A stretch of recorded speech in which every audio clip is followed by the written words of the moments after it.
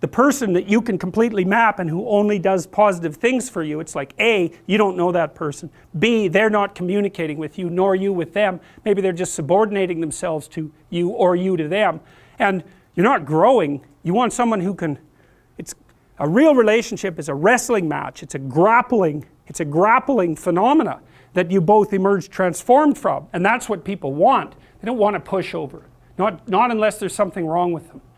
You know, a narcissistic person who never wants to be challenged will want a partner who does nothing but deliver exactly what they're told to deliver, but they will mistreat them beyond belief. What does the optimal relationship look like in terms of positive and negative emotion? You might say, well, utopia, nothing but positive interactions. It's like, no. Imagine you get people to code the interactions they have with their partner during the day. You know, you sample it. You say, was that interaction positive or negative? And then what you're trying to do is predict the longevity of the relationship. Okay, so here's the data. If it falls under 5 positive interactions to 1 negative interaction, the relationship doesn't continue. Fair enough, too much negative. That's easy to understand. If it exceeds 11 positive to 1 negative, the relationship doesn't last. Why? No challenge. Right? What do you want from your partner? Bliss? No. No, you don't. Well, that's a representation of Diana. You could think of Diana, there's an opposite, Durga, in Hinduism, and she comes forth if you make the proper sacrifices to Kali. But I wanted to show you alternative representations from different cultures of these archetypal forms. This is Diana, positive feminine, multi-breasted, right? She's the thing that nourishes the world, and so that would be, on one hand, your mother, who obviously protects you from the terrible aspects of fire and danger, but also nature conceptualized as the positive feminine in general. The source of all fertility and all food and all beings and all good things. Something that you want to have on your side, that's for sure. And you might say, if you acted heroically, properly, and you played the metagame and not the game, and you made the proper sacrifices, then you'd never encounter Kelly, you'd only encounter her benevolent counterpart. And so then you might say, well, does she even exist then? And that's something that's very interesting, is because the degree to which the terrible part of the world manifests itself in your life is proportionate to how insufficient you are. And we don't know the full extent of that. If you got your act together completely, maybe all the suffering would disappear from your life, or at least maybe all the unbearable suffering, and maybe all the suffering or the unbearable suffering from the lives of people around you too. And you already know that because there are people that you'll go to in a crisis that you can rely on, and you know they'll help you, and you wonder what the world would be like if you were like that and everyone else was like that too. We'd have a lot fewer crises, and the ones that we do have would be a lot more manageable. And so when people say, well, why is the world so rife with suffering? One answer to that is because we're not yet what we could be. And at least that's an answer that we have some control over, right? You're not going to talk God out of making the world suffer, that's for sure. And you're not going to negotiate directly with Mother Nature, but you might be able to put yourself together a little bit and see if that works. At least it's under your control. And God only knows what the upper limit of that might be.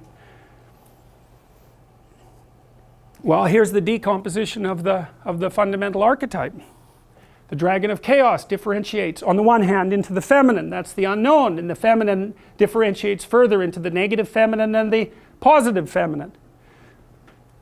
The negative feminine is the reason for witch hunts. It's the reason for, you know, there's a whole group online called Men Going Their Own Way, MGTOW.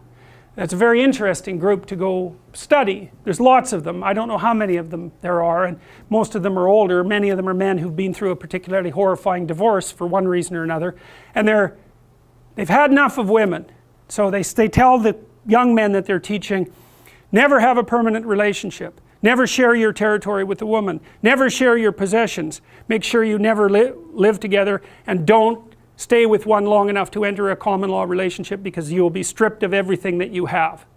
Well, that's a hell of a thing to be telling people, but what's happened is that the female has been manifested in their life only as the negative archetype, and they've got that confused with all women. And that's partly, you know, you got to ask yourself, if you know the mythological stories, maybe if you made the right sacrifices you wouldn't have so much trouble with women. I can make dinner, I can take care of my family, I can undertake this job at work, that makes me a decent father, that's part of being a good being a good person. The question is, what's at the pinnacle of that, at the upper end of the abstraction hierarchy, because these things should be organized all the way up into a complete hierarchy. What does it mean to be a good person? Well, it means, we've walked through it, it means you win the set of games, you go out into the world and explore, and you bring back what you've found, and you build yourself out of it, and you share it with other people. That's an old story. That's no different than the story of the collective hunt. It's exactly the same thing, right? You build yourself into someone that can have a long-term relationship with someone of the opposite sex, generally speaking, so that you can bring children into the world and turn them into exploratory heroes and stabilize the state. That's what should be at the top, and that thing that's at the top, it's the same thing. It's the integration of all of those things into the same thing, and that's the same as the sun, that's the same as the halo, it's the same as the thing that emerges from the belly of the whale. It's all of those things, and you also know that because you know that you have the capacity for admiration. It's in you, it's locked into your biology, and it's locked into your sociology. You see what you admire, and that's a partial representation of the ultimate ideal. It's as simple as that. So I kind of nested this, so I should just explain this diagram briefly.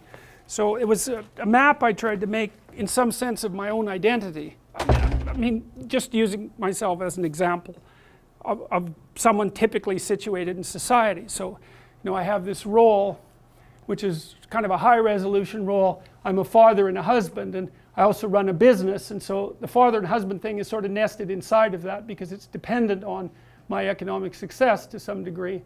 And then that's nested inside a capitalist structure, and then that's nested inside, well, I said American personality, but it's sort of, that's good enough. And then that's nested inside the humanistic Western personality and inside the Judeo-Christian personality, and that's all nested inside this thing that's best conceptualized as something approximating the exploratory hero. And so that's a value structure that's, and you can differentiate that to a much higher level than father and husband, and we did that when we decomposed things right down to, their motor actions. And you want, what you want, and this is, I think, there's something that's transcendent about this. You want all those things stacked up so they're all operating properly at the same time, all the way up and all the way down, and I don't even know how far down means. Like, if you get all those things together, your physiology be organized and oriented properly too. And that means your organs work properly and the micro elements of them work properly and all the way down. And then if everything is organized like that too, the society starts to work. And everything starts to organize itself along a horizontal axis where each level of the structure supports every other level. And you can feel that, I believe. That's what you feel when you're engaged in doing something meaningful. You can feel those things coming together. And you can also feel like that as a kind of strength. It pushes you forward instead of pulling you backwards. So, and I think that our nervous systems are very sophisticated, and they orient us in time and space, and they can tell us when they're in the right place at the right time. And people love that. And I think you experience that when you're deeply engaged in music as well. It puts you there momentarily, right?